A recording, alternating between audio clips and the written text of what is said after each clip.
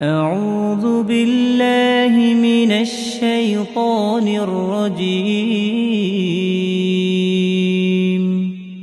بسم الله الرحمن الرحيم.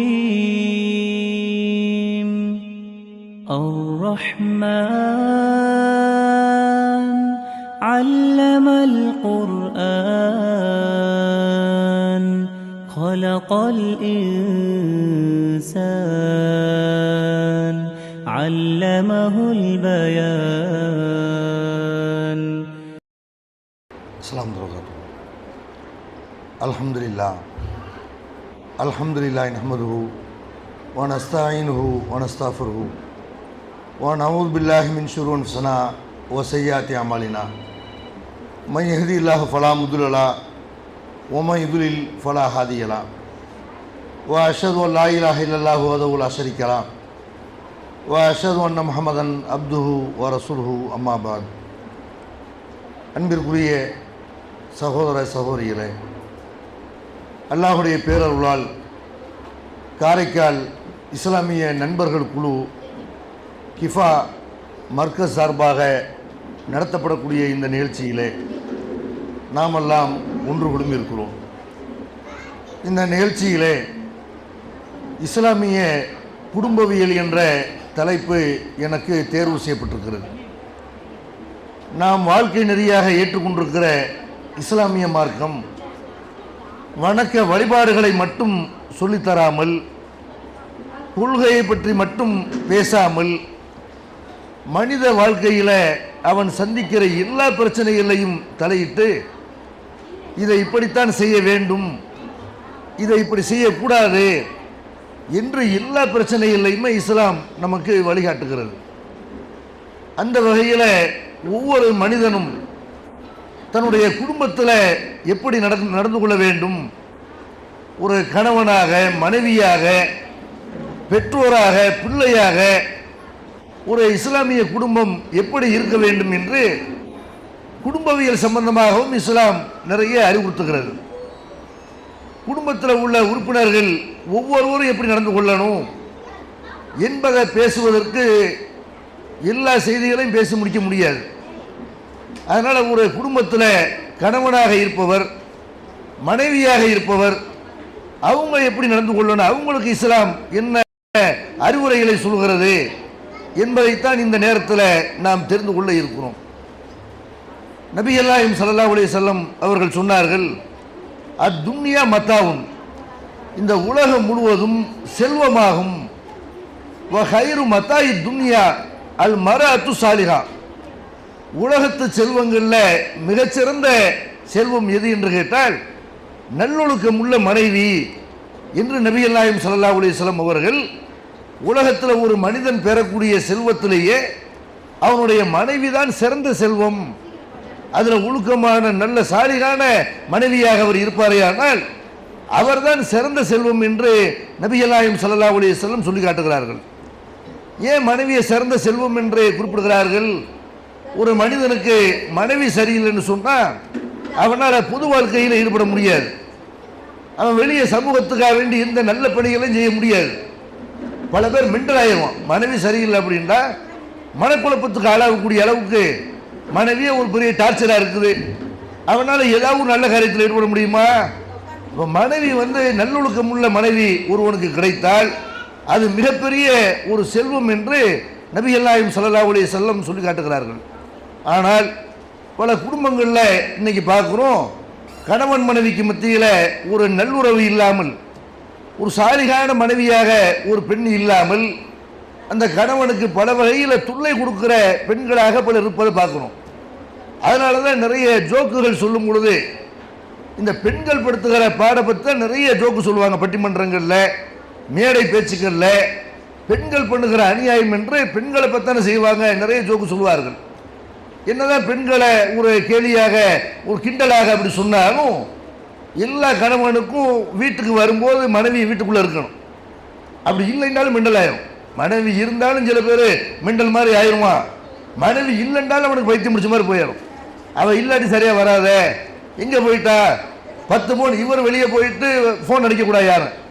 கணவன் வெளியே போய்விட்டால் ஏன் 10 ஃபோன் அடிக்கிற, ஏன் தொல்லை பண்ற, வரமாட்டானா அப்படிம்பாரு. மனைவி வெளியே போயிட்டா இவரால் இருக்க முடியாது, 10 ஃபோன் இவர் அடிப்பார்.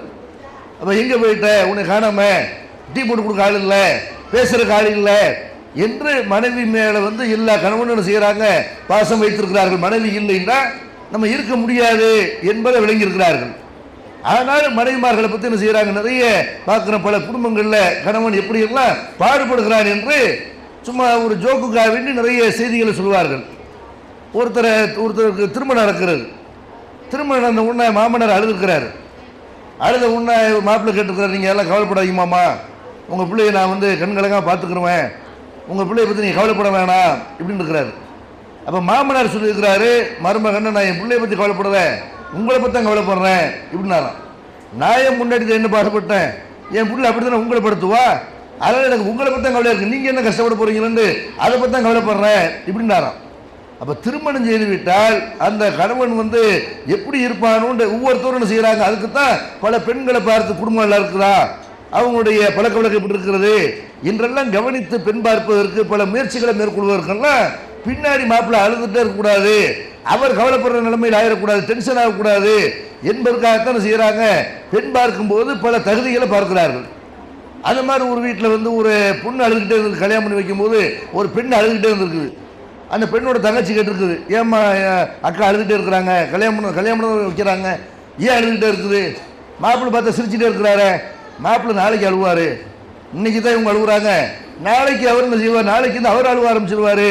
அப்படி வந்து பார்த்தா திருமண வாழ்க்கை என்பது இது எப்படி இருக்குமோன்னு ஒவ்வொருத்தரும் எதிர்பார்க்குற அளவுக்கு மாப்பிள்ளை நல்லவராக வருவாரா, இல்லை மனைவி நல்லவங்களா வருவாங்களா என்று எதிர்பார்க்குற அளவுக்கு ஏமாந்துருவோம்னு பயப்படுற அளவுக்கு அப்படி திருமண வாழ்க்கை குடும்ப வாழ்க்கை பல குடும்பங்களில் இருக்கிறத பார்க்குறோம்.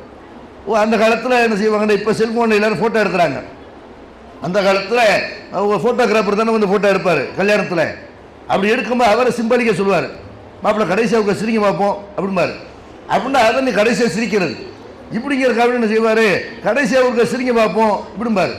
அப்போ அந்த மாதிரி திருமண வாழ்க்கை என்பது மகிழ்ச்சிக்கு சந்தோஷத்துக்குரியதாக இருக்க வேண்டிய திருமண வாழ்க்கை என்பது அது ஒரு கேலி செய்யக்கூடியதாக, கிண்டல் செய்யக்கூடியதாக, கவலைக்குரியதாக ஆகிறத பார்க்கணும்.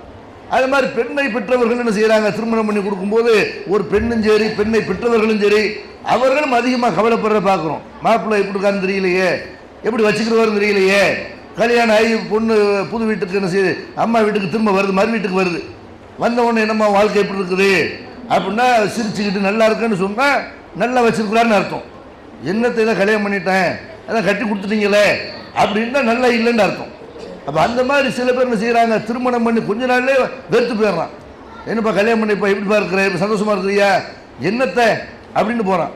அப்போ கல்யாணம் பண்ணி பல 100 வருஷம் வாழ்ந்த மாதிரி என்ன செய்யறான், பல வருஷம் வாழ்ந்த மாதிரி ஒரு 2-3 வருஷத்தில் அழுத்து போகிற அளவுக்கு அந்த குடும்ப வாழ்க்கை கசந்து போயிருக்கிறது பார்க்குறோம். இதுக்கு என்ன காரணம்னு கேட்டால், இஸ்லாமிய மார்க்கம் இந்த குடும்பவியலில் என்ன அறிவுரைகளை சொல்லுகிறது என்பது ஆணு விளங்காததான் பெண்ணு விளங்காததான் இது காரணம்.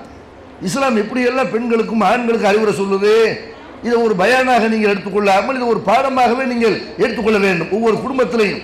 ஏன்னா இதை தாய்மார்கள் சொல்ல மாட்டார்கள், இதை தந்தை சொல்ல முடியாது. இதை வந்து இந்த மாதிரி பயான்களில் மார்க் நமக்கு வந்து சொல்லி காட்டுகிறது. இந்த மாதிரி பயான்களில் கேட்டு என்ன செய்யணும், நம்முடைய நடவடிக்கைகளை மாற்றிக்கொள்ள வேண்டும். நபிகள் நாயகம் ஸல்லல்லாஹு அலைஹி வஸல்லம் முக்கியமாக எதை அறிவுறுத்துறாங்க, ஒரு குடும்பம் மகிழ்ச்சியாக இருக்கணும், கணவன் மனைவிக்கு இடையில் அந்யோன்யம் இருக்கணும், அன்பு இருக்கணும், அவங்களுக்கு மத்தியில் மகிழ்ச்சி இருக்கணும். அப்படின்னா ஒரு திருமணம் எதுக்காக செய்யப்படுது, கணவன் மனைவி 2 பேரும் சந்தோஷமா இருக்கிறது தான் திருமணம் பண்ணுகிறார்கள். அப்போ அந்த சந்தோஷத்தில் ஒரு கணவனுக்கு ஒரு பெண் குறை வைக்கக்கூடாது என்று நபிகள் நாயகம் ஸல்லல்லாஹு அலைஹி வஸல்லம் அது அறிவுறுத்துகிறார்கள். ஏதாவது ஒரு பிரச்சனைன்னா அவங்கள வந்து கணவனை வந்து நிராகரிக்கிறது, அவருக்கு சந்தோஷத்தை கொடுக்க மறுக்கிறது, அதை ஒரு ஆயுதமாக பயன்படுத்தி எப்படி இருந்தாலும் எங்கிட்ட வந்தன ஆகணும், ராத்திரியில் வந்ததன் ஆகணும் என்று பழிவாங்கக்கூடிய இடமாக எதை பயன்படுத்துகிறார்கள், இல்லறத்தை பயன்படுத்துகிறார்கள், தாம்பத்தியத்தை பயன்படுத்துகிறார்கள். இதை பயன்படுத்தக்கூடாது.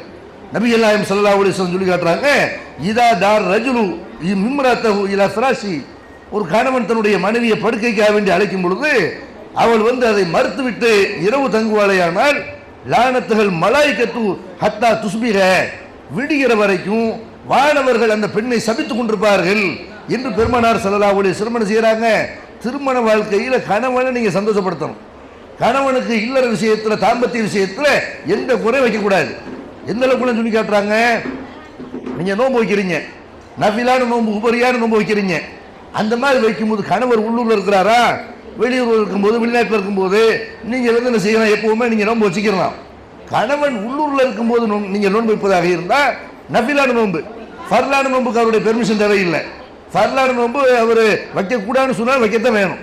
நஃபிலான நோன்பை பொறுத்த வரைக்கும் கணவனுடைய அனுமதி இல்லாமல் நஃபிலான நோன்பு வைக்காதீங்க என்ற அளவுக்கு நபிகள் நாயகம் ஸல்லல்லாஹு அலைஹி வஸல்லம் பெண்களுக்கு என்ன செய்யறாங்க. ஏன்னா நீங்க நோன்பு வச்சிருக்கிற நேரம் அவருக்கு தாம்பத்திய என்ன உருவாகலாம், மனைவியின் மீது அவருக்கு ஆசை ஏற்படலாம். அந்த நேரத்தில் அவருக்கு எப்போ அந்த உணர்வு இருக்குது, அப்போ பாட்டு நீங்க நோம்புன்னு சொல்லிட்டு போவீங்கன்னா இதனால மன பாதிப்புக்குள்ள வர இல்லையா, மன உளைச்சல் காலமான இல்லையா.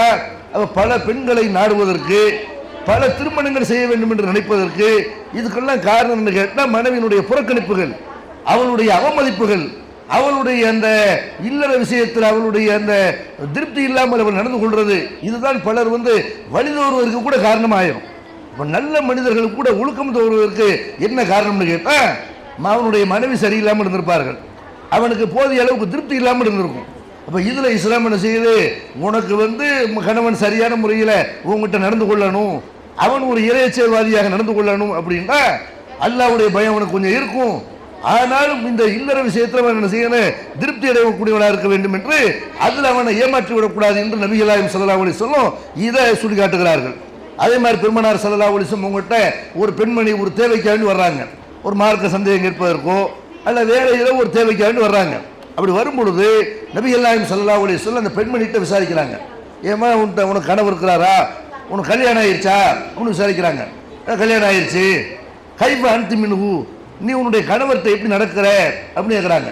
அப்போ அந்த பெண்மணி சொல்கிறாங்க, அம்மா ஆருஹு இல்லாமல் அஜஸ்து அணுகு, எனக்கு முடியலைன்றா தவிர அவருக்கு நான் எந்த குறையும் வைக்க மாட்டேன் இப்படிங்கிறாங்க. ஏன் ரசூலுல்லாஹி அவங்க இதெல்லாம் கேட்குறாங்க அப்படின்னா அல்லாஹ்வுடைய தூதர் என்ன வெறுமனே திக்ரை சொல்லித் தர்றது, துஆவை சொல்லித் தர்றது, தொழுகை சொல்லித் தர்றது இது மட்டும் செய்ய மாட்டாங்க. பெருமானார் ஸல்லல்லாஹு அலைஹி வஸல்லம் ஒவ்வொரு குடும்ப பிரச்சனை பற்றி அவர்கள் கேள்விப்படும் போது அந்த குடும்ப பிரச்சனையை தீர்த்து வைப்பதற்காக என்ன செய்வாங்க, இந்த மாதிரி அவங்களை சந்திக்கிற நேரத்தில் இப்படி சில கேள்விகள் கேட்பார்கள்.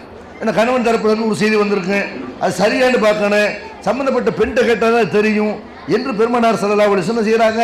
இதை விசாரித்து விட்டு அவங்க அந்த பெண்மணிட்ட சொல்கிறாங்க, ஃபன்துரி ஐன அன்தி மின்ஹு, உன்னுடைய கணவர்கிட்ட நீ எப்படி நடந்து கொள்கிறாய் என்பதை கவனித்துக்கொள். ஏனென்றால் ஃபஇன்னமா ஹுவ ஜன்னத்துகி வ நாருகி, உன்னுடைய சொர்க்கமும் அவர் தான், உன்னுடைய நரகமும் அவர் தான். நீ சொர்க்கம் போகிறதுக்கு தொழுதா மட்டும் சொர்க்கம் போயிட முடியாது, நீ ஏகத்துவ கொள்கையில் இருந்தால் மட்டும் சொர்க்கத்துக்கு போயிட முடியாது. நீ சொர்க்கத்துக்கு போகிறதா இருந்தால் கணவன்ட்டு இப்படி நடக்கிற, நீ கணவன்ட்டு சரியாக நடக்கலை அப்படின்னா நீ நரகம் போகிறதுக்கு அதுவே காரணமாக அமைஞ்சிடும். அதனால கணவன்ட்ட எப்படி நடந்து கொள்கிறாய் என்று அதை கவனித்துக்கொள் என்று பெருமானார் ஸல்லல்லாஹு அலைஹி வஸல்லம் செய்கிறாங்க. பெண்கள் சொர்க்கம் போகிறதுக்கு முக்கியமான ஒரு பாதையாக எதை காட்டுறாங்கன்னா, உங்கள் கணவனை நீங்கள் திருப்திப்படுத்துறீங்க, கணவனை கட்டுப்பட்டு நடக்கிறீங்க, கணவன் சொல்ல கேட்குறீங்க என்று சொன்னால் அது நீங்கள் சொர்க்கம் போகிறதுக்கு காரணமாக அமைஞ்சிரும். இல்லைன்னா அதுவே உங்களை நரகத்துக்கு கொண்டு போய் சேர்த்து விடும் என்று பெருமானார் ஸல்லல்லாஹு அலைஹி வஸல்லம் செய்கிறாங்க, சொல்லி காட்டுறாங்க. அதனால ஒவ்வொரு பெண்ணும் குடும்ப வாழ்க்கையில் நம்முடைய கணவன்கிட்ட என்ன திருமணம் பண்ண பிறகும் நிறைய பேர் என்ன செய்கிறாங்கன்னு கேட்டால் நம்ம ஒரு சலசலப்பாக இருக்கு.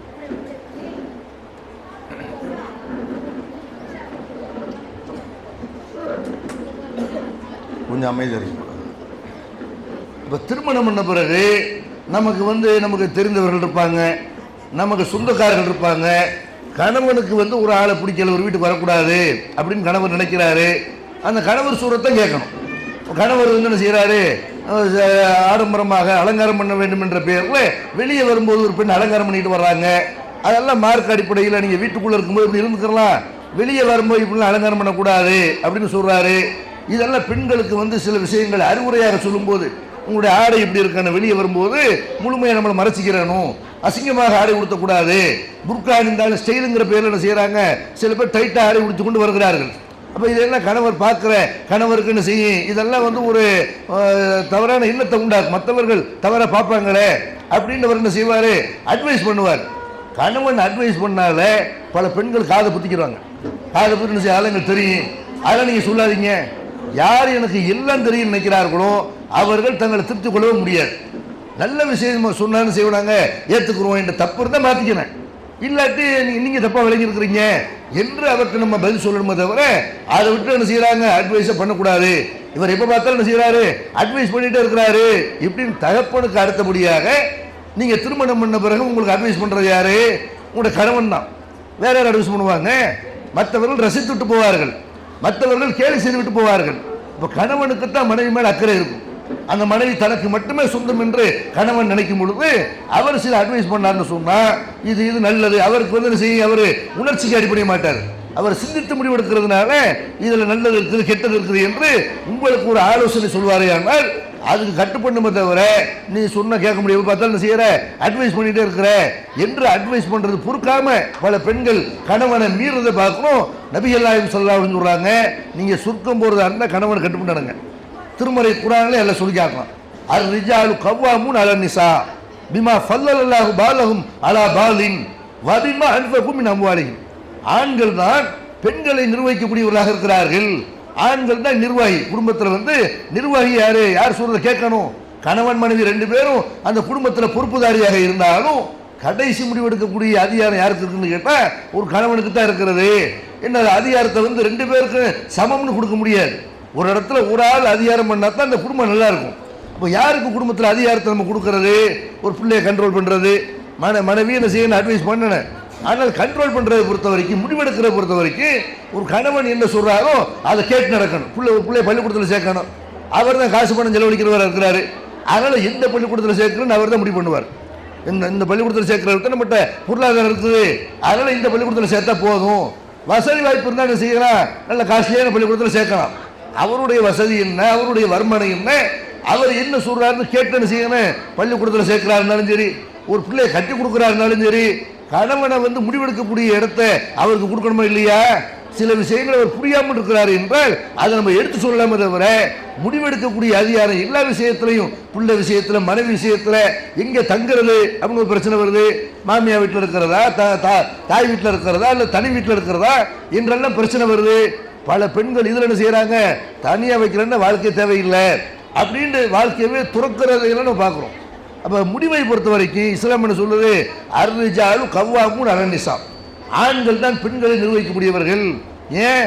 அவன் தான் உங்களோட சிறந்தவனாக இருக்கணும். பல வகையில் மூளையினுடைய அமைப்பாக இருக்கணும். விஞ்ஞான அடிப்படையில் அப்படிதான் மூளையினுடைய அமைப்பு, இருதய அமைப்பு, ஒரு ஆணுடைய அந்த உடலில் உள்ள அணுக்கள், இது எல்லாமே பெண்களை விட ஆண்களுக்கு தான் ரொம்ப உயர்வாக இருக்கிறது, சிறப்பாக இருக்கிறது என்று அல்லாஹ் அப்படி தான் படைச்சிருக்கலாம். அப்போ வந்து அவன் தான் செலவு பண்ணுகிறான். அதனால செலவு பண்ணக்கூடிய வந்து என்ன செய்யணும், முடிவெடுக்க அவனுக்கு கட்டுப்பட்டு நடக்க வேண்டும் என்று திருமறை குர்ஆன் என்ன செய்யுது, இதை சொல்லுது. இது வந்து மனைவியை கட்டுப்படுத்திருக்க வேண்டி, அடிமைப்படுத்திருக்க வேண்டி சொல்றது இல்லை. ஒரு பெண்ணை வந்து ஒரு அறிவுள்ள ஆண் என்ன செய்வான், அவன் வந்து சிந்தித்து வழி நடத்துவான், சரியான முறையில் வழி நடத்துவான் என்பதற்காக வேண்டி இஸ்லாம் என்ன செய்யுது, இதை சொல்லுது. எந்த அளவுக்குலாம் சொல்லுது, நபிகள் நாயகம் ஸல்லல்லாஹு அலைஹி வஸல்லம் அவங்கள்ட்ட ஒருத்தர் வந்து காலில் விழுவுறதுக்கு அனுமதி கேட்கிறார். அல்லாஹ்வுடைய தூதரே, உங்க காலில் நாங்கள் விழுகலாமா? எத்தனை மத தலைவர்கள் காலில் மக்கள் விழுந்து வணங்குறாங்க, உங்க காலில் நாங்கள் விழுகலாமா அப்படின்னு கேட்குறாங்க. இன்னைக்கு உள்ள முஸ்லீம் சமுதாயத்தில் உள்ள சில பேர் தங்களை ஷேகி என்று சொல்லிக்கொண்டு, தங்கள்மார்கள் என்று சொல்லிக்கொண்டு, தங்களை மத குருமார்கள் என்று, மூளைமார்கள் என்று சொல்லிக்கொண்டு மக்கள் காலில் விழ வைக்கக்கூடிய காட்சியெல்லாம் பார்க்குறோம். அஜர்த்து காலை தொட்டு கும்பிட்றான், அஜர்த்து காலை ஷேகு காலை கழுவி குடிக்கிறான். நபிகள் நாயகம் ஸல்லல்லாஹு அலைஹி வஸல்லம் அவங்ககிட்ட உங்க காலில் விழுகலாமான்னு கேட்கும்போது அல்லாஹ்வுடைய தூதர் சொல்றாங்க, என் காலில் விழக்கூடாது, நான் இறந்து போய்விட்டேனே, ஆனால் என் சமாதியில் வந்து மண்டிடுவியா, சஜிதா பண்ணுவியா? செத்து போன ஒருத்தருடைய கபரில் எப்படி மண்டியிடக்கூடாது, சஜிதா பண்ணக்கூடாதோ, உசுரோடு இருக்கிற என் காலில் நீ விழக்கூடாது. நான் இறந்து போன பிறகும் என் சமாதியில் நீ சஜிதா பண்ணக்கூடாது, உசுரோடு இருக்கும்போது சஜிதா என்ன பண்ணக்கூடாது, சஜிதா அல்லாஹ்வுக்கு தான் என்று நபிகள் நாயகம் ஸல்லல்லாஹு அலைஹி வஸல்லம் செய்யறாங்க, சொல்லி காட்டுறாங்க. யார் காலில் யார் விழக்கூடாது, அல்லாஹ்வுடைய தூதர் காலில் முஸ்லீம்கள் விழக்கூடாது என்றால் ஷேகுமார்கள் காலை கழுவி குடிக்கலாமா, அவங்க காலில் உழுவலாமா? அவங்கள விட அல்லாஹ்வுடைய தூதரை விட உயர்ந்த ஒரு ஆள் இருக்கிறாங்களா? இப்போ நபிகள் நாயகம் ஸல்லல்லாஹு அலைஹி வஸல்லம் காலில் விழக்கூடிய கலாச்சாரத்தை தடுத்து விட்டு சொல்றாங்க, ஒருவேளை காலில் விழலாம்னு நான் அனுமதி கொடுத்தால், லவ் குந்து ஆமிர அஹதன் யஸ்ஜுத லி அஹதின் அமர்த்துல் மரஅத அன் தஸ்ஜுத லி ஜௌஜிஹா, ஒரு ஆள் ஒரு காலில் விழலாம்னு நான் அனுமதித்திருந்தேனே, ஆனால் கணவன் காலில் மனைவி விழலாம்னு அனுமதிச்சிருப்பேன். அதுவும் கூடாது. கணவன் காலில் தான் விழுவதற்கு அவர் தான் தகுதி படைச்சவர். அப்போ அவர் காலில் விழலாம்னு அனுமதி கொடுத்துருப்பேன். ஆனா அதை மார்க்கம் தடுத்துருச்சு. அல்லாஹ்வுக்கு முன்னால் தவிர சஜிதா யாருக்கும் செய்யக்கூடாது என்று பெருமானார் ஸல்லல்லாஹு அலைஹி வஸல்லம் செய்யறாங்க. ஒரு ஆளுடைய காலில் விழலாம்னு நான் அனுமதித்திருந்தால் கணவன் காலில் விழ அனுமதித்திருப்பேன், கணவன் காலில் விழக்கூடாது அப்படின்னு சொல்றாங்கன்னா எந்த அளவுக்கு ஆண்களுக்கு இஸ்லாம் முக்கியத்துவம் தருது, ஒரு கணவனுக்கு முக்கியத்துவம் தருது. இந்த முக்கியத்துவத்தை பெண்கள் தர்றாங்களா? எல்லா பெண்களும் கணவன் எப்படி பார்க்குறாங்கன்னு கேட்டால் இவர் விவரம் இல்லாதவர், அவருக்கு ஒன்றும் தெரியாது. கணவன் எப்படி பார்க்குறாங்க?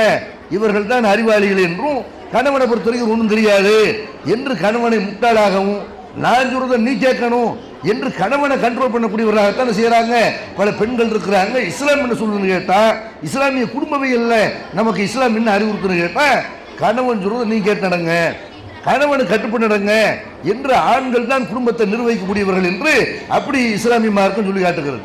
இந்த கணவன்கிட்ட ஒரு குடும்ப வாழ்க்கை நல்லா இருக்கணும்னு சொன்னா இஸ்லாம் இன்னும் சில அறிவுரைகளை நமக்கு சொல்லி காட்டுது. என்ன சொல்றது? வமின் ஆயாத்திஹி அன் ஹலக்கலக்கும் மின் அன்ஃபுசிக்கும் அஸ்வாஜன் நீ தஸ்குனு இலைஹா. அல்லாஹ் உங்களில் இருந்த உங்களுக்கு ஜோடியை படைச்சிருக்கான்.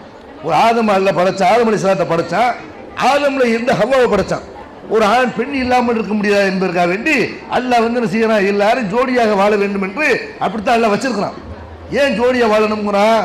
ஏன் கணவன் மனைவி என்ற கட்டமைப்பை ஏன் அல்லாஹ் உங்களுக்கு ஏற்படுத்தியிருக்கிறான்? அல்லாஹ் செய்யக்கூடிய ஒரு அற்புதம். அல்லாஹ் சொல்றான், இந்த மனைவிட்ட நீங்கள் மன அமைதி பெறுகிறீர்கள், இது அல்லாஹ்வுடைய ஒரு அத்தாட்சி, அல்லாஹ்வுடைய அற்புதம். வஜால பைனக்கும் மவத்தத்தம் வரஹமா, உங்கள் ரெண்டு பேருக்கு இடையில அன்பையும் இரக்கத்தையும் அல்லாஹ் ஏற்படுத்தியிருக்கிறான். இன்னஃபி ஸாலிக லிகௌமி யதஃபக்கரூன், சிந்திக்கிற மக்களுக்கு இதுல நிறைய படிப்பினைகள் இருக்கிறது. இப்படின்னு அல்லாஹ் என்ன செய்யறான், கணவன் மனைவி ரெண்டு பேரும் ஒருத்தருக்கு ஒருத்தர் சம்பந்தம் இல்லாதவர்கள் திருமணத்துக்கு முன்னாடி. இப்போ திருமணம் பண்ண பிறகு ஒரு ஆண் எப்படி மாறிடுறான், மனைவிக்காக வேண்டி தன்னுடைய லைஃபை மாற்றிக்கிறான், அவனுடைய பிள்ளைகளுக்காக வேண்டி தன்னுடைய லைஃபை மாற்றிக்கிறான். அதுக்கு பிறகு ஒரு பிள்ளை பிறந்து விட்டால் நல்ல ட்ரெஸ் கொடுத்த மாட்டான், ஒரு பிள்ளை பிறந்து விட்டால் அவன் நல்ல உணவு அவன் சாப்பிட மாட்டான். அப்போ மனைவிக்காக வேண்டி என்ன செய்யறான், வெளியூர்களில் போய் வேலை பார்க்குறான், வெளிநாட்டில் போய் வேலை பார்க்குறான், மூட தூக்குறான், ரிக்ஷா வண்டி ஓட்டுறான், ஆட்டோ ஓட்டுறான், பல கஷ்டமான வேலைகளையும் பார்க்குறான். எல்லாம் யாருக்காக செய்யறான், உங்களுக்கு தானே செய்யறான். அப்போ உங்களுடைய உணவுக்கு, உங்களுடைய உடைக்கு, உங்களுடைய தேவைகள் அனைத்துக்கும் பொறுப்பேற்றுக் கொண்டு உங்களை அவன் பெற்றவனே இல்லை, உங்களை படைக்கவனே இல்லை, யாரோ ஒருத்தன் கல்யாணம் பண்ணதுனால மனைவியை நம்ம தான் கவனிக்கணும், மனைவியை பட்டினியை போட்டக்கூடாது, பிள்ளைகளை பட்டினியை போட்டக்கூடாது என்று உங்கள் மேல் அன்பு காட்டணும் இல்லையா? அந்த மாதிரி உங்களுக்கு அன்பு இருக்கிறது. ஒரு ஆணுக்கு கூட சில நேரத்தில் மனைவி நோய்வாய்ப்படுறன்னு வைங்க, அவர் அந்த அளவு துடிக்க மாட்டார்.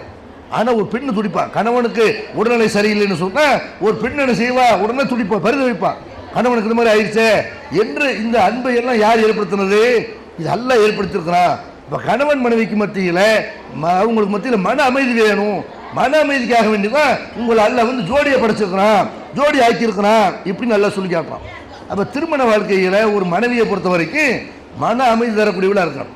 நிறைய பேர் எப்படி இருக்கிறான்னு கேட்டால் பட்ஜெட் போடுற ஆளாக தான் இருக்கிறாங்க. வீட்டில் என்ன செய்யறாங்க, என்ன பொருள் வாங்கணும். கணவனை பொறுத்த வரைக்கும் என்ன செய்யறாங்க, நிறைய பேர் ஏடிஎம்மாக தான் பயன்படுத்துறாங்க. காசை கொடுத்துட்டு போய் சாம போங்க, உங்களுக்கு மன அமைதி உங்களோட சந்தோஷமாக வாழ முடியாது.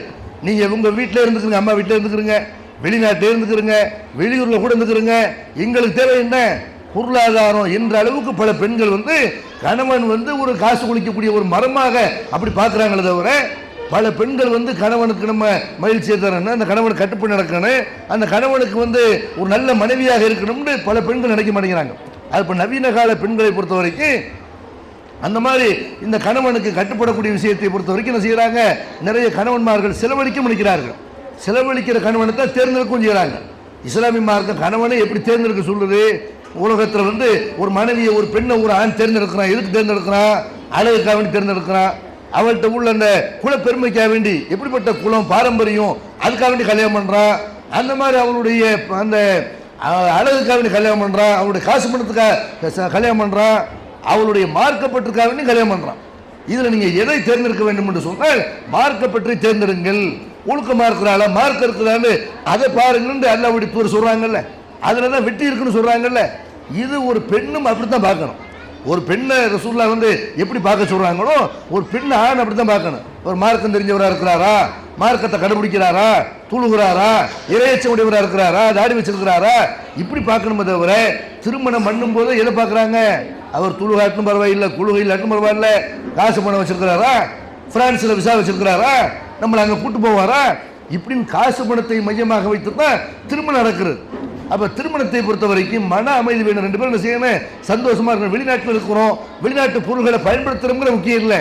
அந்த குடும்பத்தில் மன அமைதி இருக்குதா, சந்தோஷம் இருக்குதா, கஞ்சி குடிச்சாலும் சந்தோஷமா இருக்கிறாங்களா என்பதைத்தான் என்ன செய்யணும் பார்க்கணும். இஸ்லாமிய மார்க்கன்னு செய்யுது, அதை சொல்லி காட்டுது. ஆனால் பல குடும்பங்கள் அந்த மாதிரி மகிழ்ச்சி இல்லாமல் ஒரு கதையை கூட சொல்லுவாங்க. ஒரு பள்ளிக்கூடத்தில் நினைஞ்சிருக்கிறாங்கன்னா வேஷம் போட்டு வர சொல்லிக்கிறாங்க. பிள்ளை பேரண்ட்ஸ் எல்லாம் என்ன செய்யணும்? நீங்கள் தாயெல்லாம் வந்து பத்திரகாளி வேஷம் போட்டு வரணும், இப்படின்னு இஸ்லாத்தில் அந்த மாதிரிலாம் வேஷம் போடக்கூடாது. பத்திரகாளி வேஷம் போட்டு வரணும்னு சொல்லி அந்த பெண் நினைஞ்சிருக்குன்னா, ஒரு வீட்டில் ஒரு பெண் வந்து பயங்கரமாக மேக்கப் போட்டு நிறைய காசு பணத்தை செலவழித்து பத்திரகாளி வேஷம் போட்டு அது ஃபெயிலாக போயிடுச்சு, தோற்று போயிடுச்சு. வீட்டில் வந்து கணவன்ட்டு ரொம்ப கவலையோடு சொல்லியிருக்கு, இப்படி இவ்வளோ கஷ்டப்பட்டு மேக்கப் போட்டு கடைசியில் எனக்கு பரிசு கிடைக்கல. அப்போ மாப்பிள்ளைக்காரன் சொன்னோன்னா, ஏன் வேஷம் போடாமல் போயிருக்கலாம்ல, வேஷம் போடாமல் போயிருந்தாலும் நீ பத்திரகாளி மாதிரி தான் இருப்பேன், நீ வேஷம் போட்டு போனால்தான் உனக்கு தோத்துட்டாய் இப்படின்னாலும். அந்த மாதிரி மனைவியை பார்த்தாலும் பத்திரகாளி மாதிரி பார்க்குற அளவுக்கு என்ன செய்கிறாங்க பல பெண்கள் வந்து தங்களுடைய குடும்ப வாழ்க்கையில் இருக்கிறத பார்க்கணும். அப்போ அந்த மாதிரி இஸ்லாமிய மார்க்கம் என்ன செய்யணும்னு கேட்டால், நீங்கள் கணவன் கட்டுப்பட்டு நடக்கணும், மன அமைதியை கொடுக்கணும், அவனுடைய அன்பை பெறணும்னு சொல்லுது. எனக்கு முன்னால் பேசிய ஆலிமா அவர்கள் கூட சொன்னாங்க, ஹதிஜாரில் அவங்களுடைய வரலாற்றை உங்களுக்கு சுட்டு காட்டினாங்க. ஹதிஜாரில் அவர்களை பொறுத்த வரைக்கும் அல்லாஹ்வுடைய தூதருடைய அதிக அன்பு குறித்தானவர்களாக இருந்தாங்க. எந்த அளவுக்குலாம் அதிக அன்புக்குரியவர்களாக இருந்தாங்க? ஒரு கணவன் வந்து மனைவி உயிரோடு இருக்கும்போது அவங்க மேலே பாசம் வைக்கிறது ஒரு பக்கம், மௌத்தா போன பிறகு அவங்க நினச்சிக்கிட்டு இருந்தாங்கன்னா எப்படி அந்த மனைவி நடந்திருப்பாங்க? ஆயிஷா நாயகம் அவங்களே சொல்லி காட்டுறாங்க, மா ஹிர்துவல அஹதி மின் நிசாய் நபி ஸல்லல்லாஹு அலைஹி வஸல்லம் மா ஹிர்துவல ஹதிஜா, ஹதிஜாவின் மீது நான் பொறாமைப்பட்டது போல எந்த பெண் நபி ஸல்லல்லாஹு அலைஹி வஸல்லம் வேற எந்த மனைவி மீதும் நான் பொறாமைப்பட்டது கிடையாது. அந்த அளவுக்கு எப்போ பார்த்தாலும் ரசூலுல்லாஹ் என்ன செய்வாங்க? ஹதிஜாவை தான் பேசிக் கொண்டிருப்பார்கள், ஹதிஜா அவர்களை பற்றி தான் புகழ்ந்து கொண்டிருப்பார்கள். எந்த அளவுக்கு கொண்டு ஆயிஷா நாயகம் சொல்லி காட்டுறாங்க, ஒரு தடவை ஹதிஜா அவருடைய சகோதரி அவங்க வீட்டுக்கு வர்றாங்க. வந்தா இவங்க என்ன செய்யறாங்கன்னு ரசூலுல்லாஹ் அப்படி எந்திரிக்கிறாங்க. யாரெல்லாம் ஹதிஜாவுடைய குரல் கேட்குது, ஹதிஜாவுடைய குரலும் அவங்களுடைய சகோதரி குரலும் ஒரே மாதிரி இருக்குது. ஹதிஜா எல்லாம் மூத்த போயிட்டாங்க, ஹதிஜா வந்துட்டாங்கன்னு நினைத்து ரசூலுல்லாஹ் என்ன செய்யறாங்க? படுத்திருந்தவங்க வேகமா எந்திரிக்கிறாங்க, அல்லாஹும்ம ஹாலா அப்படின்னு செய்யறாங்க, எந்திரிக்கிறாங்க. அப்ப ஆயிஷா நாயகம் சொல்றாங்க, ஃபஹிர்து மா தல்குர்மின் அஜூஸ்மின் அஜாயிஸ் குரைஷின் ஹம்ரா ஷதுகைனி ஹலகத் வித் தஹரி, காலத்தால் அழிந்து போய்விட்ட, பற்கள் விழுந்து போய்விட்ட, ஒரு செத்து போய்விட்ட கிழவியவா இப்படி போய் நினைச்சுக்கிட்டு இருக்கிறீங்க என்று நான் அல்லாஹ்வுடைய தூதர்கிட்ட சொன்னேன் என்று ஆயிஷா நாயகம் செய்யறாங்க, சொல்லி காட்டுறாங்க. அல்லாஹ் அதை விட எவ்வளவு சிறந்த பெண்கள் உங்களுக்கு கொடுத்துட்டான். ஹதிஜா வந்து அல்லாஹ்வுடைய தூதருக்கு 25 வயசா இருக்கும்போது ஹதிஜா நாயகத்துக்கு 40 வயசு. 40 வயசு பெண்ணைத்தான் செய்யறாங்க, தன்னை விட 15 வயசு கூட உள்ள பெண்ணைத்தான் கல்யாணம் பண்ணுகிறார்கள். அப்போ இது இஸ்லாத்தை பொறுத்த வரைக்கும் கணவனை விட மனைவி வயசு கம்மியாக இருக்கணும் அப்படிலாம் மார்க்கம் சொல்லலை. அல்லாஹ்வுடைய தூதர் அப்படி சொல்லவே இல்லை. ஆயிஷாரில் கல்யாணம் பண்ணாங்கல்ல, ஆயிஷாரில் ரசூலை விட பல வருஷங்கள் சின்னவங்க அவங்க. ஆயிஷாரில் கல்யாணம் பண்ணும்போது ரசூலுல்லாஹ் உங்களுக்கு ஆயிஷாரில்லாவுக்கு 6 வயசு, அவங்க 9 வயசுல பருவ வயதை அடைந்த பிறகு அவங்களோட நெஞ்சாங்க ரசூலுல்லாஹ் குடும்ப வாழ்க்கை நடத்தினார்கள். அப்போ மனைவியினுடைய வயசு கணவனுடைய வயசு ஒரே மாதிரி இருக்கணும் அல்லது முன்ன பின்ன இருக்கணும் என்றெல்லாம் வயது வித்தியாசம் பண்ணலாம் இஸ்லாத்தில் அப்படி சொல்லப்படலை. ரெண்டு பேரும் என்ன செய்யணும்? ஒருத்தருக்கு ஒருத்தர் பிடித்திருக்கணும், ரெண்டு பேரும் பருவ வயதை அடைந்திருக்கணும், இதுதான் இஸ்லாம் சொல்லுது. அப்போ ஆயிஷா நாயகம் சொல்றாங்க, உங்களுக்கு ஹதிஜாவை விட சின்ன வயசுக்குள்ள நான் கிடைக்கலையா, வேற மனைமார்கள் கிடைக்கலையா, இன்னும் போய் செத்து போய்விட்ட ஒரு பல்லு விழுந்த கிழமைப்பு நினைக்கிறீங்களே என்ற அளவுக்கு ஆயிஷா நாயகம் புறாமப்பட்டிருக்கிறாங்க. அப்படின்னா ஹதிஜாரில் அவங்கள்ட்ட இருந்த சிறப்பு என்ன? நிறைய சிறப்பு இருக்கிறது. அதில் முக்கியமான ஒரு சிறப்பு என்னன்னு கேட்டால், அல்லாஹ்வுடைய தூதரை போய் ஹிரா கோயிலில் போய் தனிச்சு வழிபட்டாங்கல்ல, இறைவன் மக்களை எல்லாம் வெறுத்து அல்லாஹ்வுக்கு இணை வைக்கிறார்கள், சிலையை வணங்குகிறார்கள், கண்டதை கடவுளை நினைக்கிறார்கள், ஒழுக்கக்கேடாக நடக்கிறாங்க, பெண்களை குடும்பப்படுத்துகிறார்கள், பெண் குழந்தைகளை கொலை செய்கிறார்கள் என்றெல்லாம் அந்த அரபு மக்களுடைய வாழ்க்கையை பார்த்து வெறுத்து போய் நபிகள் நாயகம் ஸல்லல்லாஹு அலைஹி வஸல்லம் மக்காவுக்கு பக்கத்தில் இருக்கிற ஹிரா என்ற கோயிலை போய் தனியாக இறைவனை தனித்திருந்து செய்கிறாங்க, வழிபடுகிறார்கள். அவங்களுக்கு தெரிந்த முறையில் அவங்க வந்து இறைவனை நினைத்து கொண்டிருக்கிறார்கள். அந்த நேரத்தில் ஹதிஜாரில் தான் என்ன செய்வாங்கன்னு கேட்டால், அவங்க மக்காவிலிருந்து உணவு சமைத்து அல்லாஹ்வுடைய தூதருக்கு சில நாட்களுக்கு தேவையான உணவை சமைத்து வந்து என்ன செய்வாங்க, அந்த கல் முள்ளு எல்லாத்தையும் கடந்து வந்து மலை மீது ஏறி அந்த ஹிரா குகையில் தங்கியிருந்து அல்லாஹ்வுடைய தூதருக்கு உணவு கொடுப்பார்கள். அப்போ ஒரு பெண்ணு கணவனை கவர வேண்டும் என்று சொன்னால், கணவனுடைய அன்பை பெற வேண்டும் என்று சொன்னால் முக்கியமாக செய்ய வேண்டியது என்ன? உணவு. அவனுக்கு வகை வகையான உணவுகள், அவனுக்கு பிடித்த மாதிரியான உணவுகள் என்ன செய்யணும்? சமைச்சு கொடுக்கணும். இன்னைக்கு அந்த மாதிரி திருமணம் பண்ணக்கூடிய பெண்களை பார்க்குறோம்.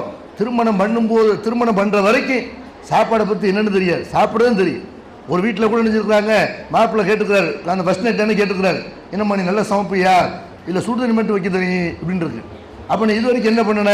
எங்கள் அம்மா சமைச்சு கொடுத்தாங்க, அப்படி தான் சாப்பிடுவேன், இனிமேல் எப்படி சாப்பிடுவேன், உங்கள் அம்மா சமைச்சு கொடுப்பாங்க இப்படி நாங்களாம். அந்த மாதிரி திருமணம் பண்ணுற வரைக்கும் பார்த்தீங்கன்னா அவங்களுக்கு சமைக்கவே தெரியலை. இதெல்லாம் என்ன செய்யணும் சொல்லித்தரணும். ஒரு கணவனை கவர்வதாக இருந்தால் கணவனை வெளியே சாப்பிட விடக்கூடாது.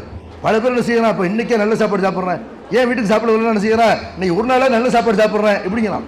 அப்போ கணவனை உணவு சமைத்தன செய்யணும். என் பொண்டாட்டி மாதிரி யாரும் சமைக்க முடியாது அப்படின்னு நினைக்கிற அளவுக்கு கணவனை உணவு சமைத்தன செய்யணும், அவரை மகிழ்விக்க வேண்டும். இது ஹஜ்ஜாரில் அவங்ககிட்ட இருந்திருக்கிறது. அந்த மாதிரி ஒரு சொல்லுவாங்க, ஒரு ஊரில் கூட ஒரு கணவன் மனைவி நினைச்சிருக்கிறாங்க, அவங்க கல்யாணம் பண்ணி வெளியூர் போயிருக்கிறாங்க, ஹனிமூன் கல்யாணம் நினைச்சிருக்கிறாங்க, வெளியூர் போயிருக்கிறாங்க. வெளியூர் போனால் மாப்பிள்ளை கேட்டுக்கிறாரு, என்னம்மா என்ன உனக்கு சமைக்க தெரியும் அப்படின்ட்டா, எனக்கு உப்புமா தான் சமைக்க தெரியும் அப்படின்னா ஊரில் இருக்கிற வரைக்கும் வெளியூர் ஹனிமூன் போகிற வரைக்கும் 3 நாள் உப்புமாவை ஓடி இருந்திருக்கு. இவர் பார்த்துருந்துருக்கிறாரு, 3 நாள் உப்புமாவை திண்டு சளிச்சு போச்சு, பேசாமல் இங்கே ஹோட்டலில் போய் சாப்பிடுவோம் அப்படின்னு போய் ஹோட்டல் நல்ல 5 ஸ்டார் ஹோட்டலில் பார்த்து 2 பேரும் போய் உட்காந்துக்கிறாங்க. அப்போ அங்கே இங்கிலீஷில் பெரிய நினைஞ்சிருக்கிறான், ஒரு அட்டையை கொண்டு கொடுத்துருக்குறான். அதில் பார்த்தா மெனு கார்டில் பார்த்தா இவனுக்கு என்னென்ன விளங்கலை, அது இங்கிலீஷில் இருக்குது, மலையாளத்தில் இருக்குது. பார்த்துட்டு என்னடா பண்ணுறது அப்படின்னு நினைஞ்சிருக்கிறாங்க. அதை இதே ஒன்று காட்டுவோம் இப்படின்னு சர்வரை கூப்பிட்டு காட்டுருக்கிறான், இந்த இதை கொண்டு வா, என்னமோ எழுதிருக்க இதை கொண்டு வா அப்படின்னா அவன் சுட சுட 2 உப்புமா கொண்டு வந்துருக்கான். அடப்பாவீரா, இங்கேயும் உப்புமாவா அப்படின்னு நினைஞ்சிருக்கிறான். இப்போ என்ன பண்ணுறது, வேற அடுத்து இதை ஆர்டர் பண்ணுவோம் அப்படி சுற்றி முற்றி பார்த்துருக்குறான். பக்கத்தில் ஒருத்தன் பரோட்டா, கறி, சிக்கனு எல்லாத்தையும் நல்லா தின்னு விட்டு இன்னொருக்காக வேணுங்கிறக்காக ஒன்று சுமோன்னு இருக்கிறான். சர்வரை கூப்பிட்டு நினைஞ்சிருக்கிறான், ஒன்று சுமோர். திரும்ப அதே மாதிரி பிளேட்டில் வந்திருக்கு புரோட்டா, சப்பாத்தி, இடியாப்பம், அது இதுன்னு எல்லாம் வந்த உடனே அப்போ ஒன்று சுமோன்னு கேட்டால் தான் எதாவது தருவாங்க போல இருக்கு அப்படி இவனை கூப்பிட்டு சர்வர் கொடுத்துருக்கான், ஒன்று சுமோன்னு இருக்கிறான். திரும்ப 2 உப்புமா 850 ரூபா பில்லை கொடுத்து நினைஞ்சிருக்கிறான், நொந்து போய் வந்திருக்கிறான். அப்போ அந்த மாதிரி திருமணத்துக்கு முன்னாடி வரைக்கும் மனைவியை பொறுத்த வரைக்கும் சமைக்க தெரியாதவர்களாக பல பெண் பிள்ளைகள் இருக்கிறார்கள். பிள்ளைகளை அப்படி வளர்க்கக்கூடாது. பிள்ளைகளை பொறுத்த வரைக்கும் என்ன செய்யக்கூடாது, ஒரு குடும்ப வாழ்க்கையில் நீ கணவன் வீட்டில் போய் நீ வேலை பார்க்கணும், நீ தான் சமைக்கணும், அந்த பொறுப்பை எடுத்துக்கொள்ளணும் என்றெல்லாம் வீட்டில் இருக்கும்போது அவர்களுக்கு பெற்றோர்கள் பயிற்சி கொடுத்தன செய்யணும், அவங்களை உருவாக்கணும். அங்கே போய் பெண்கள் என்ன செய்வாங்க, பயிற்சி கொடுத்தா கூட சில பொம்பளை பிள்ளைங்க நான் அங்கே போய் பழகிக்கிறேன், அங்கே யாரை வச்சு பழகிறது, அங்கே தான் ஒரு எலி இருக்கிறார்ல அவரை வச்சு பழகிக்கிறோம். நிறைய பெண்கள் பார்த்தீங்கன்னா யூடியூப்பை பார்த்து என்ன செய்கிறாங்க, அவங்க சமைக்கிறத கற்றுக்கிறாங்க. யூடியூப் பார்த்து படிச்சுக்கிறேன், புஸ்தகத்தை பார்த்து படிச்சுக்கிறேன் என்று சமைக்க தெரியாத பெண்களாக என்ன செய்கிறாங்க, திருமணம் பண்ணி கொடுக்கக்கூடிய பெண்கள் இருக்கிறாங்க. கதிஜாரில் அவர்களை பொறுத்த வரைக்கும் கணவனுக்கு நல்ல வகையில் வகை வகையான உணவை சமைத்து கொடுத்தார்கள் என்ற செய்தியெல்லாம் அவங்களுடைய வரலாற்றில் பார்க்குறோம். அதே மாதிரி ஒரு பெண் கணவனை கவர வேண்டும் என்று சொன்னால் அவள் தன்னுடைய உடல் உறுப்புகளை, தன்னுடைய உடைகளை எல்லாத்தையும் சுத்தபத்தமாக வைத்துக் கொள்ளணும். திருமறை குரானில் எல்லாம் சொல்லி காட்டலாம், சியாபக்க ஃபதஹீர், உன்னுடைய ஆடையை நபியை நீ பரிசுத்தமாக்கி கொள்வீராக, ஆடையை தூய்மைப்படுத்திக் கொள்வீராக இப்படின்னு அல்லாஹ் என்ன செய்யணும், ஆடை தூய்மையானதாக இருக்கணும். எப்போ ஒன்று செய்யணும், அழுக்கு பிடிச்ச மாதிரி ஆடையை அதில் இன்னைக்கு ஒன்று நைட்டுன்னு ஒன்று தயாரிச்சிருக்காங்க, அது பார்த்தா டேட்டியாக தான் இருக்குது. நைட் நேரத்தில் மற்ற ஆடைகளை, கஷ்டமான ஆடைகளை கலைந்து விட்டு நைட் நேரத்தில் அணியிருக்காங்க, நைட்டை கண்டுபிடிச்சாங்க. இப்போ பார்த்தா என்ன, எல்லா உட்துறையில் இப்போ பார்த்தா நைட்டு தான். அதில் சில பேர் 5 வருஷமா 10 வருஷமா நைட்டு வச்சிருக்காங்கலாம் இருக்குது. இந்த மாதிரி ஒரு பெண்ணை பார்த்தா ஒரு ஆணுக்கு ஈர்ப்பு ஏற்படுமா, அந்த மனைவி மேலே அவனுக்கு ஒரு ஆசை ஏற்படுமா? இப்போ கணவனை என்ன செய்யணும்னு கேட்டால் மகிழ்விக்கணும். கணவன் பார்த்தாலே அவனை சந்தோஷப்படுத்துகிற அளவுக்கு கணவன் ஊரில் இருக்கும்போது கணவனுக்காக வேண்டி அலங்கரிச்சிக்கணும். ஒரு வெளியூர் போகிறதுக்காக வேண்டி, ஒரு திருமணத்துக்காக வேண்டி பார்த்தீங்கன்னா அந்த பொண்ணுலாம் தோற்று போயிடும். பொண்ணை விட இவங்க தான் பொண்ணுமா இருப்பாங்க கல்யாணத்துக்கு போகிற ஆளுங்க. அப்போ அந்த மாதிரி வீட்டில் இருந்தால் கணவன் சந்தோஷப்படுவாரா இல்லையா? நல்ல ஆடை உடுத்தி உடலில் உள்ள முடிகளை இஸ்லாமனு செய்து 40 நாளைக்குள்ளே களையணும்னு அப்படி சொல்லுது. அப்போ நகம் வெட்டணும், அந்த நகத்தை என்ன செய்யணும், ஒழுங்காக வைத்துக் கொள்ளணும். இந்த மாதிரி ஒரு பெண் நடந்து கொள்வாங்க. ஆனால் அது என்ன செய்யும், கணவனை அவள் மீது ஈர்ப்பு ஏற்படுவதற்கு ஒரு காரணமாக இருக்கும். அந்த மாதிரி கணவனுடைய குடும்பத்தார்களை பொறுத்த வரைக்கும் அந்த தன்னுடைய குடும்பம் மாதிரி கணவனுடைய குடும்பத்தை நினைக்கிறோம். நிறைய பேர் பார்த்தீங்கன்னா அம்மா வர்றாங்கன்னு வைங்க, கணவனுடைய அம்மா அத்தா வர்றாங்கன்னா அதுக்காக வேண்டி ரொம்ப விரும்பி அப்படிலாம் சமைக்க மாட்டார்கள்.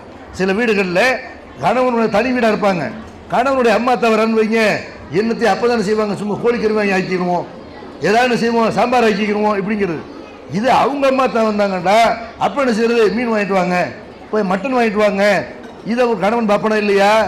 அவங்க அம்மா அத்தா வந்தால் ஒரு ஆட்டம் ஆடுறா, அவங்க அக்கா தங்கச்சி வந்தால் அதுக்கு ஒரு மாதிரியான கவனிப்பாக இருக்குது. நம்ம அம்மா அத்தா, நம்ம அக்கா தங்கச்சி, நம்ம அண்ணன் தம்பி வந்தால் கவனிப்பு வேற மாதிரி இருக்குதே, சரியில்லையே இப்படி நினைத்தானே. ஆனால் ஒரு கணவனுக்கு மனைவி மேலே இப்படி மதிப்பு ஏற்படும், மரியாதை ஏற்படும். அப்போ தன்னுடைய தாய் தந்த மாதிரி, தன்னுடைய சகோதரிக்கிற மாதிரி கணவனுடைய குடும்பத்தினரையும் ஒரு பெண் நினைப்பாளையானால் அப்பத்தானே செய்வான் அவள் மேலே ஒரு மரியாதை ஒரு கண்ணியம் அவனுக்கு ஏற்படும். நபிகள் நாயகம் ஸல்லல்லாஹு அலைஹி வஸல்லம் அவங்க காலத்தில் நமக்கு தெரியும் ஜாபிர் ரலியல்லாஹு அவர்கள் அவங்க என்ன செய்கிறாங்க, திருமணம் பண்ணுகிறார்கள். அந்த திருமணம் பண்ணக்கூடிய நேரத்தில் நபிகள் நாயகம் ஸல்லல்லாஹு அலைஹி வஸல்லம் அவர்கள் அவர்கிட்ட விசாரிக்கிறாங்க, ஏன்னப்பா நீ வந்து கல்யாணம் பண்ணிட்டியா? ஆமாம் கல்யாணம் பண்ணிட்டேன். யாரை கல்யாணம் பண்ணியிருக்கிறேன்? நான் ஒரு விதவை பெண்ணை கல்யாணம் பண்ணியிருக்கிறேன் அப்படிங்கிறாரு. அப்போ நபிகள் நாயகம் ஸல்லல்லாஹு அலைஹி வஸல்லம் கேட்குறாங்க, நீ வந்து எதுக்கு விதவை பெண்ணை கல்யாணம் பண்ண? ஒரு சின்ன வயசு பிள்ளைய கல்யாணம் பண்ணியிருக்கலாம்ல, ஏன் விதவை கல்யாணம் பண்ண என்று என்ன செய்கிறாங்க, அல்லாஹ்வுடைய தூதர் விசாரிக்கிறாங்க. அப்போ அந்த நபி தோழர் சொல்கிறாங்க, ஒரு எனக்கு வந்து என்னுடைய தகப்பனார் இறந்து போகக்கூடிய நேரத்தில் 9 சகோதரிகளை விட்டுட்டு போனார். அவங்களுக்கு கூட பிறந்த சகோதரி எத்தனை பேர்? 9 பேர். அப்போ நான் ஒரு சின்ன பிள்ளைய கல்யாணம் பண்ணேன்டா, சின்ன வயசு பிள்ளைய கல்யாணம் பண்ணேன்டா, அது 9ஓட 10வது வந்து உட்காந்துக்கிறோம். அதுக்கு யார் தலை சீவுறது? இந்த 9 பேருக்கு தலைவாரி விடணும், இவங்களுக்கு சமைத்து தரணும், இவங்களை கவனித்துக் கொள்ளணும். ஒரு பக்குவப்பட்ட பெண்ணை, ஒரு விதவை பெண்ணை கல்யாணம் பண்ணத்தான் அதெல்லாம் சரியாக உங்களுக்கு தான் நான் செஞ்சேன், என் குடும்பத்துக்காக தான் அப்படி கல்யாணம் பண்ணேன் அப்படிங்கிறாங்க. நபிகள் நாயகம் ஸல்லல்லாஹு அலைஹி வஸல்லம் அவரை பாராட்டுறாங்க, நீ வந்து சூப்பரான வேலை பார்த்துருக்குற என்று பெருமானார் ஸல்லல்லாஹு அலைஹி வஸல்லம் செய்கிறாங்க, நீ செஞ்சது சரிதாங்கிறாங்க. அப்போ அல்லாஹ்வுடைய தூதர் காலத்தில் பெண்கள் வந்து எப்படி இருந்துக்கிறாங்க? இன்னைக்கு பெண்கள் என்ன செய்கிறாங்க, திருமணம் பண்ணி வந்தாங்கன்னா உங்கள் அண்ணன் தம்பிக்கு டீ போட்டு கொடுக்க முடியாது, உங்கள் அத்தா அம்மாவுக்குள்ளே அவங்க கேட்குறத செய்ய முடியாது, உங்களுக்கு தான் என்னை கல்யாணம் பண்ணி கொடுத்துருக்குது இப்படி ஒன்று செய்கிறாங்க. மாமனார் மாமியாருக்கு பணிவிட செய்கிறது மார்க்கம் இல்லை. அண்ணன் தம்பிகளுக்கு, கணவனுடைய அண்ணன் தம்பிகளுக்கு நம்ம ஏதாவது சமைச்சு கொடுக்குறோம், டீ போட்டு கொடுக்குறோம்னா அதெல்லாம் நம்ம கடமை இல்லை அப்படின்னு நினைக்கிறாங்க.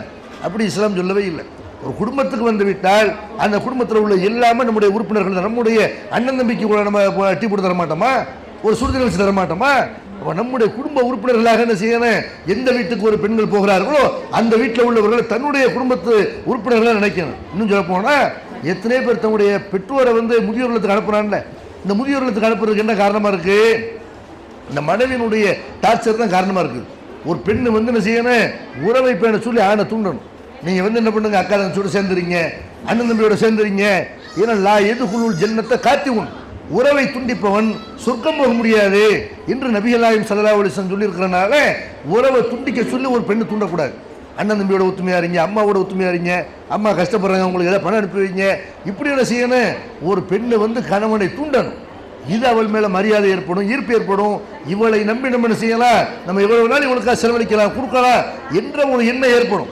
அதனால செய்கிறாங்க, அதெல்லாம் கல்யாணம் பண்ணி வந்த பிறகு காசு பணம் எனக்கு தான் வரணும். முதல்ல பெண்கள் செய்யக்கூடிய வேலை என்ன, திருமணம் பண்ண பிறகு வீட்டு சாவி எங்கிட்ட தான் வரணும், ஏதோ செலவு பண்ணாலும் எங்கிட்ட கேட்டு என்கிட்ட வாங்கிட்டு அப்படிதான் செலவு பண்ணணும் என்று மொத்த நிர்வாகத்தை கையில் வைத்துக்கொண்டு, கணவன் சம்பாதிக்கிறத மொத்தமாக வைத்துக்கொண்டு ஏதோ இவங்க பிச்சை போகிற மாதிரி என்ன செய்கிறாங்க, உங்கள் அண்ணன் தம்பிக்கு கொடுத்துக்கிட்டே இருக்கிறீங்களே, காலம் முழுக்க நீங்கள் செய்யணுமா, உங்கள் அம்மாவுக்கு வந்து வேறு பிள்ளைங்க இல்லையா?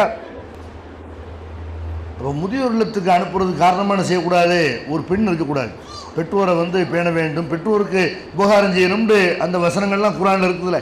ஹதீஸில் வந்து அல்லாஹ்வுக்கு விருப்பமான அமல் எது என்று அல்லாஹ்வுடைய தூதர்கிட்ட கேட்கும்போது, அல்லாஹ்வுடைய பாதையில் ஜிஹாது செய்கிறதுக்கு அடுத்தபடியாக, பெரும் அல்லாஹ்வை தொழுவதற்கு அடுத்தபடியாக ஜிஹாதுக்குள்ள முன்னாடி அல்லாஹ்வுடைய தூதர் எதை சொல்கிறாங்க, பிர்ருல் வாலிதைன்ங்கிறாங்க, பெற்றோருக்கு நன்மை செய்கிறது.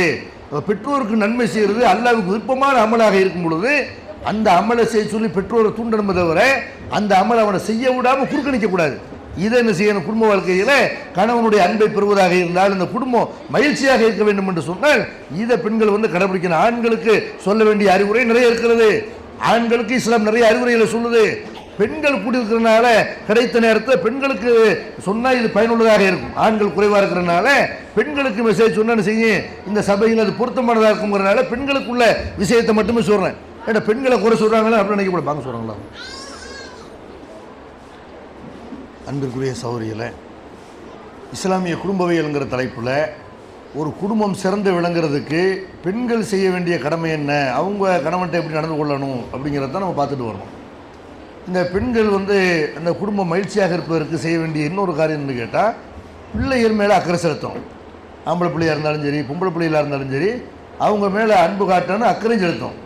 இது கணவனுடைய அன்பை பெற்றுத்தரும். நம்ம வந்து நிறைய பெண்கள் என்ன செய்கிறாங்க, அதாவது எல்லா பெண்களும் பிள்ளைகள் மேலே அக்கறை உள்ளவங்கள தான் இருப்பீங்க.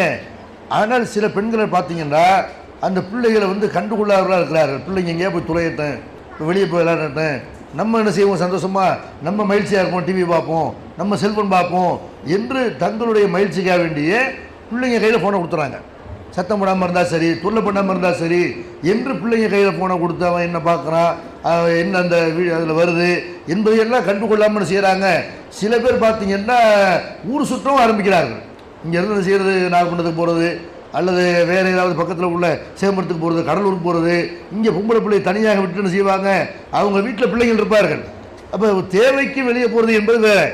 நம்ம வெளியே போயிட்டு அந்த பிள்ளைக்கு பாதுகாப்பு வேணுமா இல்லையா, அந்த பிள்ளைகளை நம்ம கண்காணிக்கணுமா இல்லையா. அல்லாஹ் திருமறை குர்ஆன்ல என்ன செய்கிறான்னா, வலா தபருஜுன தபருஜல் ஜாஹிலியத்தில் குலாம், அறியாமை காலத்து பெண்கள் சுற்றி திரிஞ்ச மாதிரி சுற்றி திரியாதீங்க இப்படிங்கிறான். கடந்த காலத்து அந்த காலத்தில் இஸ்லாம் வர்றதுக்கு முன்னாடி பெண்கள் என்ன செய்வாங்க, ஆண்களை மாதிரி அவங்க சர்வசாதாரணமாக வெளியே சுற்றி கொண்டிருப்பார்கள். அந்த மாதிரி இருக்காதீங்க. இஸ்லாத்துக்கு வந்த பிறகு அந்த அறியாமை காலத்தில் உள்ள பெண்கள் மாதிரி நீங்கள் இருக்காதீங்க. தேவைக்கு தான் வெளியே போகணுமே தவிர தேவையில்லாமல் செய்யக்கூடாது, வெளியே போகக்கூடாது என்று மார்க்க நமக்கு சொல்லுது. அப்போ இந்த அறிவுரைகளை கடைபிடித்து என்ன செய்யணும், வீட்டில் இருந்தால் வீட்டில் வேலை இல்லாமல் இருக்குது, வீட்டில் நிறைய வேலைகள் இருக்குது. நிறைய பேர் செய்கிறாங்க, எங்களுக்கு போர் அடிக்கிறது என்ன செய்கிறது, இப்படி என்ன செய்யறது, சும்மாவாவது மாலில் போய் சுற்றிட்டு வர்றது. ஒரு ஜாமான் வாங்குறது இல்லை, சும்மாவாவது மாலில் போய் என்ன செய்கிறது, சுற்றிட்டு வர்றது. பார்த்தா அந்த மாலுக்கெல்லாம் போனாலே வாங்கணும்னு தோணும். எவ்வளோ பொருட்கள் வீட்டில் இருந்தாலும் அங்கே போயாச்சே, பார்க்குற பொருளை கண்ணை கவருத. அப்போ வந்து என்ன செய்யணும், அதனால தான் என்ன செய்கிறாங்க, இப்போ பார்க்குற சந்தனக்கூடு இந்த ஊரில் வந்து இப்போ என்ன செய்யுது, உருசு நடக்கிறது. உருசுன்னா என்ன, இறந்து போனவர்களை வந்து அவங்களுக்கு கபரை கட்டி கொண்டு அவங்க உயிரோடு இருக்கிறாங்க. அல்லாஹ் இப்படி சாகாமல் இருக்கிறானோ அந்த மாதிரி இந்த அவுளியாவும் சாகாமல் இருக்கிறாரு, அவர் உயிரோடு இருக்கிறாரு, நம்ம பேசுறத அவர் கேட்கிறாரு, நம்ம துவா செய்தால் நமக்கு பதிலளிப்பாரு என்று அல்லாஹ்வுடைய இடத்துல ஒருத்தரை கொண்டு போய் வைத்து அவருக்கு விழா நடக்கிறது. இந்த விழா நடக்கிறதுல அவர் என்ன செய்யறாரு, மகிழ்ச்சி அடைகிறாரு. இந்த விழா நடத்துறது அவருக்கு தெரியுது. இப்படின்னு இறந்து போன ஒருத்தரை அல்லாஹ்வுடைய இடத்துல கொண்டு போய் வைத்து அல்லாஹ்ட்ட கேட்க வேண்டிய தேவைகள்லாம் அங்கே போய் கேட்குறாங்களா இல்லையா. இன்ன ஷிர்கல ஸுல்முன் அலீம், அல்லாஹ்வுக்கு இணை கற்பிப்பது மிகப்பெரிய அநியாயம் என்று, துரோகம் என்று அல்லாஹ் சொல்லும் பொழுது, அல்லாஹ்வுக்கு செய்யக்கூடிய இந்த துரோக வேலை ஒரு சந்தனக்குடி என்ற பேர் நடக்கிறது, உருஸ் என்ற பேர் நடக்கிறது. இதில் ஒரு கடை போட்டு என்ன செய்யறோம், அந்த கடை வருது இல்லை. துபாயில் போய் வாங்க வேண்டியதெல்லாம் வாங்கிடுறது, பிரான்ஸில் வாங்க வேண்டியதெல்லாம் வாங்கிடுறது. அதை விட இங்கே இருக்கும் போது உருசு கடையில் இருக்கும்போது இங்கே போய் இங்கேயும் வந்து என்ன செய்வோம், 10 ரூபா பொருள் கிடச்சின்னா வாங்கிட்டு வருவோம். இப்படின்னு இங்கே வந்து ஊர் சுற்றுறதையும் பார்க்குறோம். அப்போ இதை வந்து எதுக்கு சொல்கிறோம்னு கேட்டால், இந்த மாதிரி ஒரு வீட்டில் வந்து நமக்கு நிறைய வேலைகள், பெண்களை பொறுத்த வரைக்கும் வீட்டை ஒழுங்கு செய்ய வேண்டிய நிறைய வேலைகள் இருக்குது. வீட்டில் பாத்திரங்கள் வேண்டியிருக்கு, வீடை வந்து தூய்மைப்படுத்த வேண்டியிருக்கும். நிறைய வீடுகளை பார்த்தீங்கன்னா பிள்ளைங்க பேண்டு வச்சுருப்பாங்க, அதை ஒழுங்காக துடைக்க கூட செய்ய மாட்டாங்க. பிள்ளைங்க வந்து இருந்து இருப்பாங்க, அதை உடனடியாக சரி பண்ணணும் என்று கூட நினைக்க மாட்டார்கள். அதையெல்லாம் ஒரு வேலை பார்ப்பதையெல்லாம் செய்கிறாங்க, ஒரு கஷ்டமான விஷயமாக எடுத்துக்கொள்கிறார்கள். வீடை சுத்தமாக வைத்துக் கொள்வது, பிள்ளைகள் விஷயத்தில் அக்கறை செலுத்துவது, இதெல்லாம் கணவனுடைய ஒரு அன்பை பெற்றுத்தரும். அது மாதிரி தேவையில்லாத செலவுகள் ஒரு பெண்ணை பொறுத்த வரைக்கும் ஒன்றை பத்தாக்கணும்.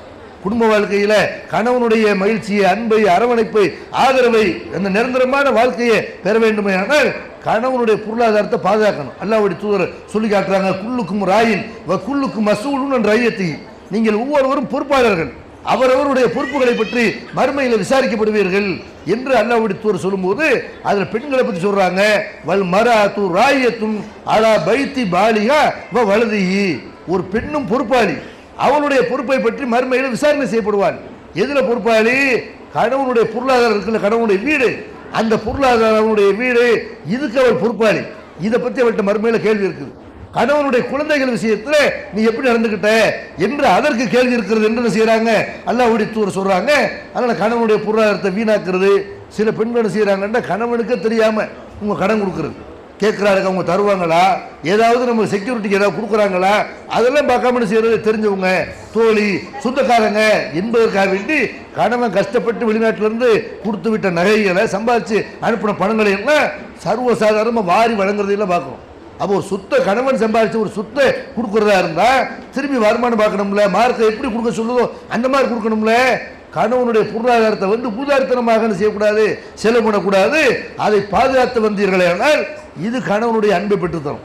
அது மாதிரி வணக்க வழிபாடுகள், கணவனுக்கு செய்யக்கூடிய கடமைகளை செய்கிற மாதிரி ஒரு பெண்ணு கரெக்டாக 5 வேளை தொழுகிறா, அவளை அடிக்க மனசு வராது, அவளை திட்ட மனசு வராது. என்னதான் இருந்தாலும் அவள் ஒரு தொழுகையாளி, அல்லாஹ்வுக்கு பயந்து நடக்கிறா, அவள் தொழுவதன் மூலமாக பிள்ளைகளும் பார்த்து தொழுகிறாங்க என்பதையெல்லாம் பார்க்கக்கூடிய ஒரு ஆண் வந்து என்ன செய்வான், அந்த மனைவி மீது அதிகமான அன்பு வைப்பான். இந்த விஷயங்கள் என்ன செய்யணும், கவனத்தில் கொள்ளணும். குறிப்பாக கணவனுக்கு நன்றி கெட்டவங்களும் இருக்கக்கூடாது. கணவன் வந்து நமக்கு என்ன செய்கிறாங்க, ஒரு பெண்ணுக்கு வந்து எவ்வளவோ அவருடைய தேவைகளை நிறைவேற்றுகிறார். அந்த கணவன் ஒரு விஷயத்தை வாங்கி தர, பொருளை வாங்கி தரல சொன்னதை செய்யலை அப்படின்ன உடனே உன்னை கட்டின உன்னத்தையும் அனுபவிச்சதில்லை என்று பெண்கள் சொல்றாங்கல்ல, இந்த வார்த்தையினாலே அவர்கள் நிறைய பேர் நரகம் போகிறார்கள் என்று அல்லாஹ்வுடைய தூதர் சொல்லி தர்றாங்க. இந்த விஷயங்களை எல்லாம் என்ன செய்யணும், குடும்ப வாழ்க்கையில் பெண்கள், இஸ்லாமிய பெண்கள் தங்களை கவனத்தில் கொள்ள வேண்டும். இது அல்லாமல் ஆண்களுக்கும் இஸ்லாம் என்ன செய்யுது, நிறைய அறிவுரைகளை சொல்கிறது. ஆண்கள் இருக்கக்கூடிய சபையில் இன்ஷா அல்லாஹ் அது சம்பந்தமாக தெரிந்து கொள்ளலாம். கேட்டதை செயல்படுத்தக்கூடிய நன்மக்களாக அல்லாஹ் அனைவரையும் ஆக்கி அருள் புரிவானாக. வாஹ்ரு தவானா அனில் அல்ஹம்துலில்லாஹி ரப்பில் ஆலமீன். அஸ்ஸலாமு அலைக்கும்.